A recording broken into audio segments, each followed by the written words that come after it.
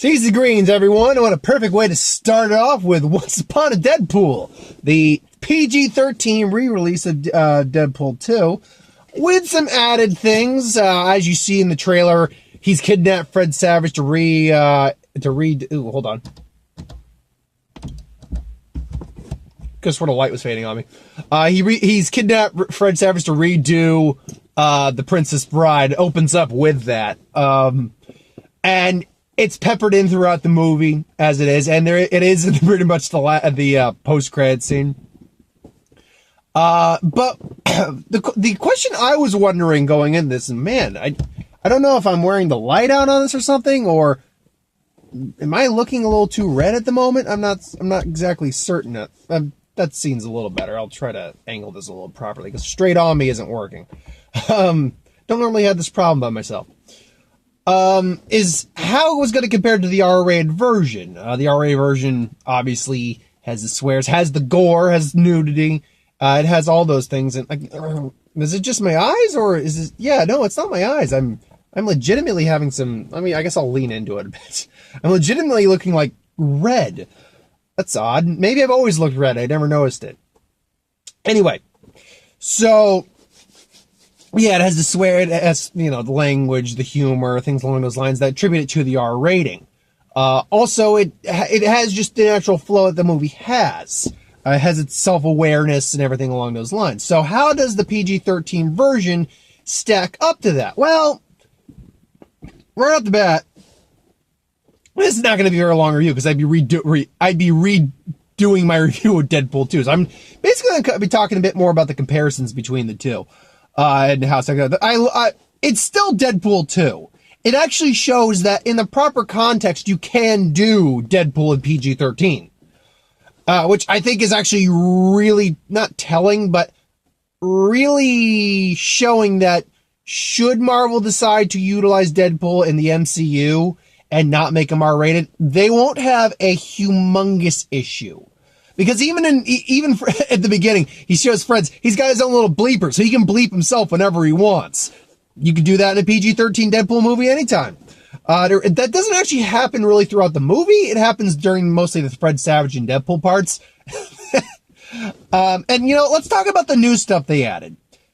Every bit of him with Fred Savage is awesome. Particularly this one scene of them talking about how he's kidnapped Celine Dion, Brad Pitt, and Matt Damon in his cellar. He's like, you're gonna have to get the first punch in. Insert your dominance. Matt's a scrappy one. It's like Shawshank down there. It's like, I've always wanted to fight Matt Damon. It's like, I'm sorry, what'd you say? I've always wanted to. And then he starts bleeping out the word fight and has this long conversation.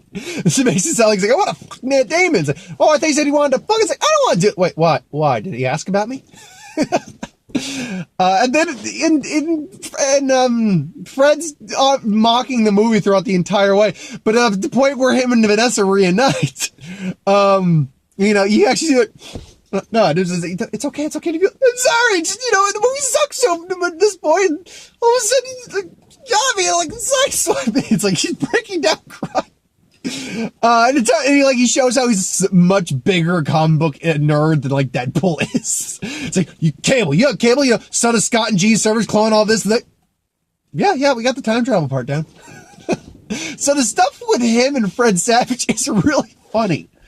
One thing they also did in here to compensate for them, actually, they cut out the entire song from Celine Dion.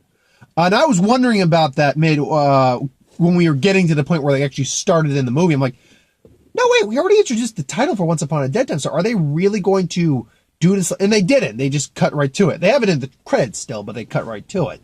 So what they did, and now, because that is about, at least 3 minutes of the movie, like 2 to 3 minutes is that intro.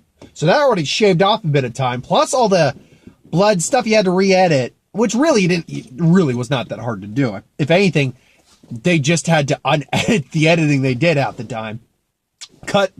They cut certain scenes so you didn't actually see the gore that was implied. Like Wade breaking his back, you don't actually see him just hitting the table.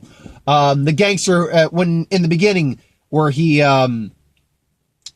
kills the gangster in the who's on the camera and the guy who's in the panic room. You know, you don't see the blood splatter him and wiping the blood off his face. There's none of that scene where he's just doing that. He's working 9 to 5. There's none of that whatsoever.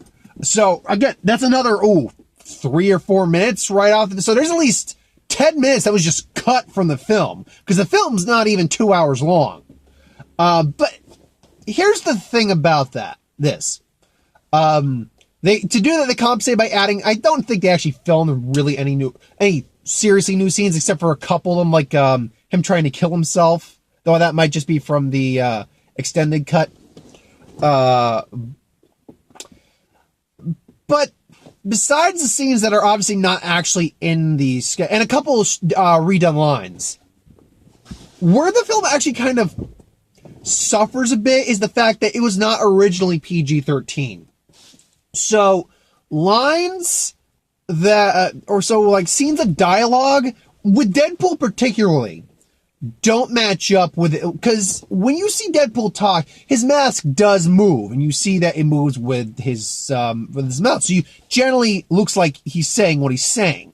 And it's all dubbed over, obviously, but it still looks like what he's saying.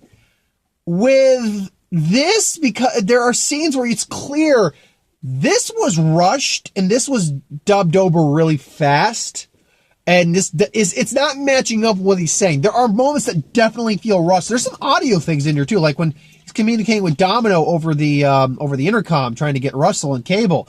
That sound was different than it was in the movie. That was louder than it was initially. So yeah. Otherwise, it's still Deadpool 2, which I loved. So there's not much. I will say 2 things on the same subject. They did do a nice little R.I.P. Stan Lee in a graffiti wall, but then at the end, because I was like, I was waiting, because they do the post-credit scenes or mid-credit scenes they do in their original movie, and then I'm like, okay, they have to do something at the end with First Adage, and they do, and I'm like, okay, and I'm about to walk off and leave, and all of a sudden there's Stan Lee on there. I'm like, what? There's Stan Lee? I was like. And then and then they see, they see him doing all these, it was in that trailer for Deadpool 2 initially, like that was the opening to Logan, which was beautiful, by the way. It's like, hey, Deadpool! It's like, hey, aren't you supposed to be, is your costume supposed to be green? Hey, aren't you Ryan Gosling? You know, all that. I'm like, oh, that's funny. And then I realized they're giving a tribute to Stan Lee, and my mouth just gave it wasn't like I wasn't grinning, I had this warm feeling inside in my chest and this smile on my face while I'm watching. I'm like, and they showed it here. He's like, well, why would you like people to remember you for Dad? Like, that he said after he does it, he told some great stories. It's like, he didn't really think about that much, and what he said, when you're dead, it's something you can't think of. He kind of just had a laugh. And, I'm wondering, maybe we're going to be seeing a couple of those for all the coming soon Marvel movies, I wonder. I wonder if we'll be seeing that for a couple of the Marvel movies coming soon, like Captain Marvel, Infinity, or Endgame, Spider-Man: Homecoming. I wonder if we're going to see a couple Stan Lee tributes next year.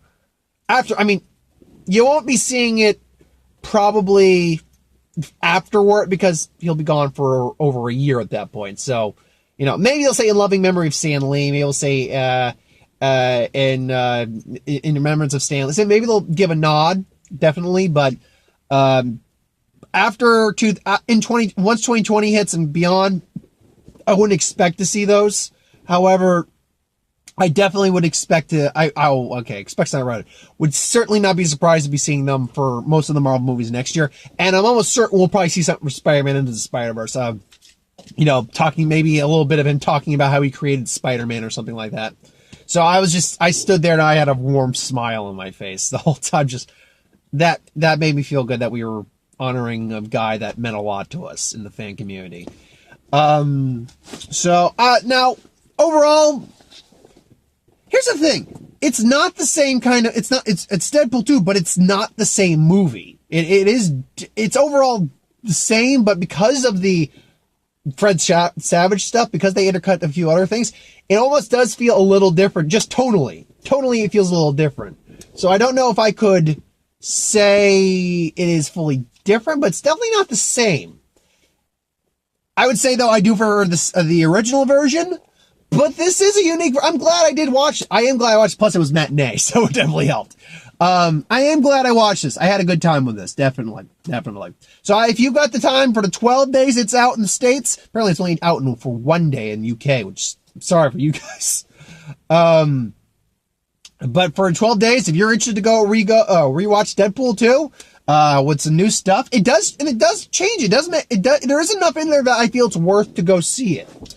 Absolutely. So I'm not going to grade this one. I usually do like the 1 out of 10 scale, but this one doesn't seem fair to do that. Did get a couple trailers. Got Brightburn. I saw this trailer. I'm like, okay, what is this? It's Sony's take on a Superman-esque character. It's not Clark. They're not, but it's not Clark or the Kents or anything like that, or Kal-El. It's just a character, and he's an alien, except it goes, it's basically saying, okay, what if this kid was actually evil? Like, he realized that he could do whatever he wanted, and he abused the shit out of that. And I don't mean like, oh, I'm going to take over the world. No, it's like, no, he's going around killing people because he can. That poor waitress. Oh, God. So that's a unique one. That's interesting. What do we have here? Happy Death Day to You. I didn't see the first one, but I heard it was pretty surprisingly good. And this one looks interesting.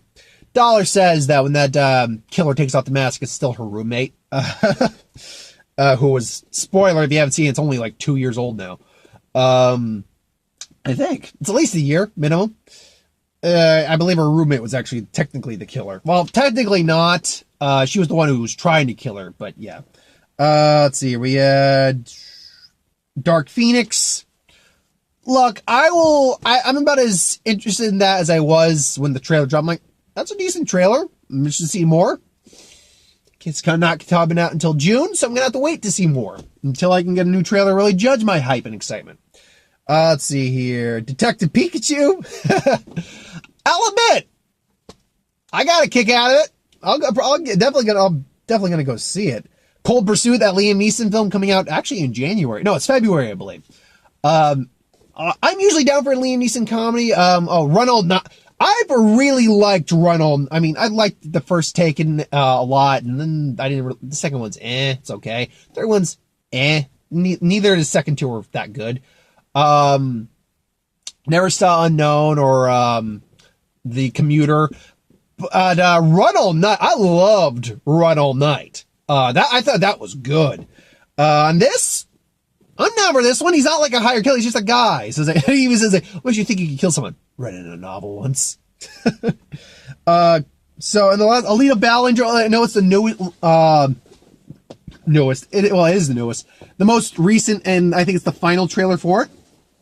I'll admit, I'm down for it. I'm still not 100% sold on the CGI on Alita, but it is what it is. I can move past it.